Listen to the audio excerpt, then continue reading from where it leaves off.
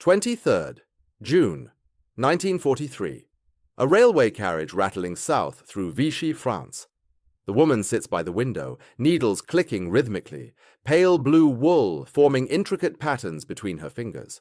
Across from her, a German officer watches, mildly curious. She's unremarkable, middle-aged appearance, dowdy clothing, the sort of woman who fades into wallpaper. Her knitting bag rests beside her, stuffed with more wool, a half-finished scarf, a battered pattern book. The officer's eyes drift to the knitting itself, complicated stitches, dropped loops, mistakes corrected, then repeated. Amateur work, he thinks. He returns to his newspaper. The woman continues knitting. Click, click, click. The rhythm never falters. Her face remains placid, slightly bored, the expression of someone passing time on a tedious journey. But beneath that unremarkable exterior, her mind races through sequences. Purl 2, knit 3, drop 1. Each stitch is deliberate. Each mistake is intentional. The scarf she's creating isn't meant to keep anyone warm. It's a message. Encoded intelligence about German troop movements, ammunition dumps, railway schedules, information that will reach London within 48 hours, transmitted by another agent who will decode the knitting pattern stitch by stitch. The officer folds his newspaper. The train slows, approaching a checkpoint. Gendarmes and German military police board, checking papers, searching luggage. They reach the woman. She smiles vaguely, shows her identity card, a secretary traveling to visit family. They glance at her knitting bag. One officer lifts it, feels the weight of wool, sets it down. They move on. The woman has just carried classified intelligence past German security using knitting needles and cheap yarn, and she'll do it again tomorrow. This is Pearl Witherington, and she represents one of the most brilliantly mundane deceptions of the Second World War. Between 1943 and 1944, she and other female SOE agents used knitting codes to transmit intelligence across occupied France, not despite the technique's absurdity, but because of it. The Germans were hunting sophisticated cipher systems, radio transmissions, microfilm, invisible ink. They never seriously considered that military intelligence might be encoded in something as pedestrian as knitting patterns. The method was so obviously, ridiculously domestic that it became invisible. And that invisibility allowed crucial information to flow through occupied territory, whilst German counterintelligence focused on everything except the clicking needles in elderly women's hands. By 1942, British intelligence faced a communications crisis in occupied France that threatened the entire resistance network. Special Operations Executive had successfully inserted agents throughout French territory, established contact with resistance groups, and begun coordinating sabotage operations. But getting information out of France and into London remained desperately difficult, and existing methods were failing catastrophically. Radio transmission was the primary method, but it carried enormous risks. The Germans operated extensive radio detection networks, Funkabwehr units equipped with direction-finding equipment that could triangulate transmission sources with disturbing accuracy. SOE agents using radio sets, the famous pianist operators, had to transmit quickly, move constantly, and accept that each transmission might be their last. German records suggest they were detecting roughly 70% of resistance radio traffic by mid-1942, even if they couldn't always locate transmitters before agents moved. The mathematics were brutal. Average lifespan of a radio operator in France was estimated at 6 weeks. Not 6 months. 6 weeks. The Germans would detect transmissions, narrow the location, deploy mobile detection units, and raid suspected addresses. Agents were captured, radio sets seized, resistance networks rolled up. The risk wasn't theoretical, it was statistical certainty. Every message sent increased the probability of detection. Courier networks offered an alternative, but they were slow and vulnerable. A courier carrying written messages or microfilm could be stopped at any checkpoint, searched at any moment. If caught, the physical evidence was irrefutable.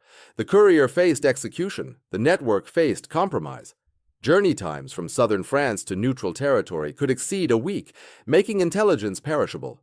Information about troop movements became useless if it arrived after the troops had already moved. Dead drops and clandestine meetings required complex coordination and created exposure points. Every physical meeting between agents risked surveillance. Every exchange of materials created opportunity for detection. The Gestapo and Abwehr were competent, patient, and willing to follow suspects for weeks to map entire networks. Traditional spycraft methods worked, but they worked slowly and at tremendous risk. The numbers tell the story starkly. By late 1942, SOE estimated that roughly 40% of intelligence gathered in France never reached London, lost to captured couriers, interrupted transmissions, compromised agents.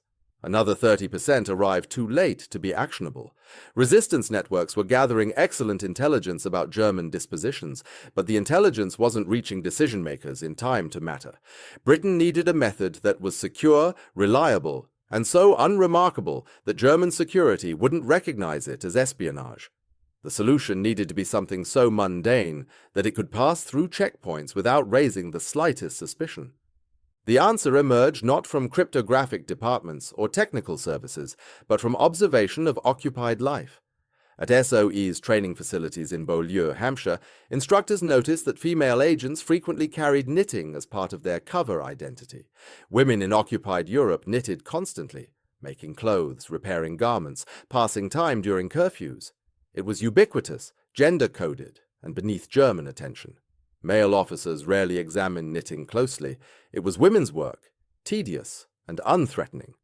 The technical innovation was elegant in its simplicity.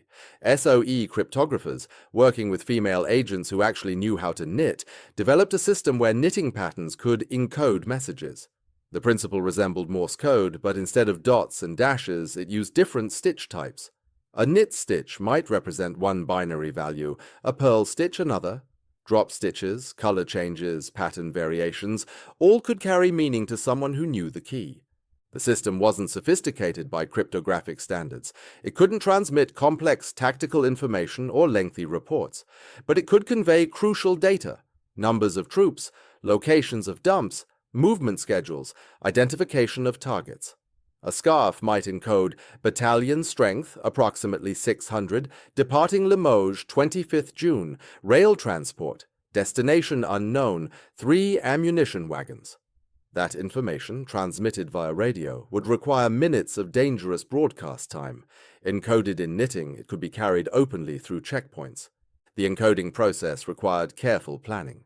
Agents memorized specific pattern keys, which stitches represented which values, how to structure information within a pattern. They created plausible knitting projects: scarves, socks, jumpers. The patterns had to look amateur, but not suspiciously amateur. Too perfect might suggest factory production and raise questions about wool sources. Too chaotic might appear deliberately obscured. The sweet spot was competent amateur work, the sort of knitting any housewife might produce. Decoding required the receiving agent to have the same key. They would count stitches, note pattern changes, translate the physical object back into intelligence. This created vulnerability. If the key was compromised, messages became readable. But SOE rotated keys regularly, and the physical format meant there was no written cipher to be captured. The key existed only in trained memory. Manufacturing wasn't complex because there was nothing to manufacture. Agents used ordinary knitting needles purchased in French shops, ordinary wool bought through normal channels or acquired from locals. This was crucial. No special equipment, no suspicious materials that might be traced to British supply. Everything was locally sourced, completely deniable. If captured with knitting, an agent could truthfully claim she bought the materials in France. Production numbers are meaningless because there was no production, just training. SOE trained dozens of female agents in knitting codes during 1943 to 1944. Exact numbers remain classified, but training records suggest at least 60 women received instruction in the technique. Not all used it operationally, but it became a standard skill taught to female agents destined for France. Pearl Witherington employed the technique extensively during her operations in central France. Assigned to the Wrestler network, later commanding the Wrestler 2 circuit with roughly 1,500 Maquis fighters under her coordination, she used knitting codes to pass information through German-controlled territory. Her operations focused on the Loire Valley in central France, areas with heavy German presence and extensive checkpoints. Specific instances remain partially classified, but declassified SOE files mention knitting codes used to convey information about German reinforcements moving toward Normandy after D-Day. Witherington's network identified units, strengths, routes, intelligence that helped Allied planners target interdiction efforts. The information traveled via knitting until it reached a radio operator who could transmit to London. Other female agents employed similar techniques. Odette Sansom, operating in southern France, reportedly used knitting codes. Violette Zeibo carried knitting as part of her cover. The technique spread through SOE's female agent network, becoming one of several low-tech methods that complemented high-tech radio transmission. The psychological impact on German counterintelligence was negligible precisely because they never realized it existed. This wasn't a weapon that terrified the enemy. It was a method so successfully camouflaged that the enemy didn't know they should be terrified. German security forces were searching luggage for radios, examining documents for invisible ink, analyzing cipher traffic. They weren't scrutinizing knitting patterns. The method succeeded through absolute mundanity. Records of actual operational use remain sparse. Successful covert communications don't generate extensive documentation. The whole point was that nothing remarkable occurred. Women carried knitting through checkpoints. Officers glanced at wool and needles. Everyone moved on. No drama, no captures, no awareness that intelligence was passing under their noses. If you're finding this interesting, a quick subscribe helps more than you know. The Germans never developed an equivalent system, largely because their operational needs differed. German intelligence operated from positions of occupation. They controlled territory, communications infrastructure, and could use more sophisticated encrypted communications. They didn't need to disguise intelligence as domestic craft because they weren't operating clandestinely in enemy territory to the same extent. German counterintelligence did examine various low-tech methods. They investigated invisible ink, microdots, codes hidden in newspaper advertisements, musical scores carrying messages. They even examined women's clothing for concealed materials. But knitting patterns themselves apparently never attracted systematic attention. German security manuals from the period, captured post-war, make no mention of textile-based codes. American intelligence services were aware of textile codes and used them occasionally, but less extensively than SOE. The OSS preferred radio transmission and courier networks, partly because American operations in Europe were smaller in scale during the crucial 1943 to 1944 period. American female agents were fewer, and cultural expectations about women's activities differed slightly. The British embrace of knitting codes reflected both operational necessity and cultural context. Knitting was utterly unremarkable in wartime Britain and France. The Soviet NKVD employed various textile-based methods, including codes in embroidery and weaving patterns. Soviet agents operating in occupied Europe sometimes used similar techniques, though documentation is limited. The principle, hiding information in culturally expected handicrafts, appeared across multiple intelligence services, but Britain's SOE developed it most systematically for female agents. The superiority of the British approach lay in training integration and cultural understanding. SOE didn't just teach agents a coding method, they trained them to be plausible knitters, to understand wool weights and pattern difficulties, to appear genuinely engaged in the craft. An agent who couldn't knit naturally would arouse suspicion. SOE's female agents could discuss knitting convincingly because many actually enjoyed it. The cover wasn't just technical, it was cultural and psychological. Post-war textile-based codes influenced thinking about steganography, hiding information in plain sight rather than encrypting it overtly. Cold War intelligence services explored various low-tech methods precisely because high-tech surveillance was making sophisticated communications vulnerable. The principle that mundane activities could mask espionage remained valuable.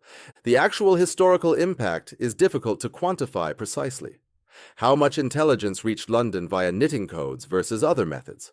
Records don't always distinguish transmission method. What's documented is that female SOE agents successfully operated in occupied France, gathering and transmitting intelligence, and that knitting codes were among their toolkit. Whether any single piece of knitting encoded intelligence changed a specific battle is unknown and probably unknowable. What mattered strategically was diversity of methods. By having multiple ways to move intelligence, radio, courier, dead drops, knitting codes, and others, SOE ensured that German countermeasures couldn't shut down all channels simultaneously. Even if radios were being detected, even if couriers were being arrested, information could still flow. Redundancy provided resilience. Psychologically, the impact on British operations was significant. Female agents knew they had methods that didn't depend entirely on radio transmission. This reduced stress, allowed more flexible operations, and meant that even if radio contact was lost temporarily, intelligence gathering could continue. The method empowered female agents specifically. It was a technique that leveraged their gender as operational advantage rather than liability. The technique also challenged German assumptions about who could be a spy. German security focused heavily on men, on individuals who looked suspicious, on people engaging in obviously clandestine behavior. A middle-aged woman knitting on a train didn't fit threat profiles. This gender-based blind spot allowed female agents to operate with slightly more freedom than male counterparts in certain contexts. The broader legacy was demonstrating that effective espionage didn't require sophisticated technology. The most unbreakable code isn't necessarily the most mathematically complex. Sometimes it's the one the enemy never thinks to look for. Knitting codes succeeded because they exploited cultural expectations and gender stereotypes, turning social assumptions into operational security. Surviving examples of actual knitting encoded messages don't exist in museums because the whole point was that they were ordinary knitting, scarves worn, socks used, items that disappeared into normal life. Unlike Enigma machines or radio sets, the physical artifacts were ephemeral and designed to be indistinguishable from millions of similar items. However, the technique is documented in SOE training materials preserved at the National Archives. Training manuals describe the methods, and some agents' personal accounts mention using knitting as cover and occasionally as code. These fragments allow reconstruction of how the system worked, even without physical examples of encoded messages. Interestingly, the technique remained somewhat classified until the 1990s.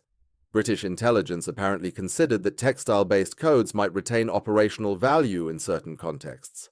Only as Cold War secrecy gradually lifted did fuller details emerge about SOE's more unconventional methods. Even now, some operational specifics remain withheld, suggesting either ongoing sensitivity or simply bureaucratic caution. The story of Pearl Witherington specifically illustrates the technique's value. She operated for over a year in occupied France, coordinated thousands of resistance fighters, called in supply drops, directed sabotage operations, and survived to see liberation. Her survival depended partly on communication security, getting intelligence out without being caught. Knitting codes were one tool among many, but they exemplified the principle that underpinned her success: appear utterly unremarkable whilst doing extraordinary things. 23rd June, 1943. The railway carriage. The checkpoint inspection is finished. German officers have moved to the next carriage. The woman continues knitting, needles clicking steadily. The officer across from her has fallen asleep, newspaper folded on his lap. She's invisible to him, just another French woman doing what French women do, passing time with wool and needles. But the scarf growing between her fingers contains information that will, in 36 hours, inform a bombing target selection in Bomber Command. The drop stitch 3 rows back indicates a fuel depot. The color change marks coordinates. The purl sequence specifies capacity. All of it will be decoded by another woman in another anonymous room, transmitted by radio in compressed bursts, received in London, and integrated into operational planning. This was the genius of the knitting code. Not that it was sophisticated. It wasn't. Not that it was unbreakable. Any cryptographer with the key could read it. But that it was so staggeringly, obviously, comically domestic that it became functionally invisible. German officers saw wool and needles, and their brains immediately categorized it as non-threatening. Women's work. Harmless. Boring. The Germans were hunting for sophisticated espionage because sophisticated espionage matched their expectations of what spies did. They deployed direction-finding equipment, cryptographic analysts, surveillance teams, interrogation specialists. They examined documents microscopically, tested papers chemically, analyzed communications mathematically. They were looking for complexity because they assumed espionage required complexity. They never seriously considered that crucial military intelligence might be encoded in knitting because knitting was absurd. It was too simple, too domestic, too ridiculous to be espionage. And that absurdity was exactly what made it work. The dumber it looked, the safer it became. Pearl Witherington and the other women who carried wool and needles through occupied France weren't using cutting-edge technology or sophisticated tradecraft. They were using the oldest trick in espionage, hiding in plain sight by being precisely what the enemy expected to see and therefore dismissed as irrelevant.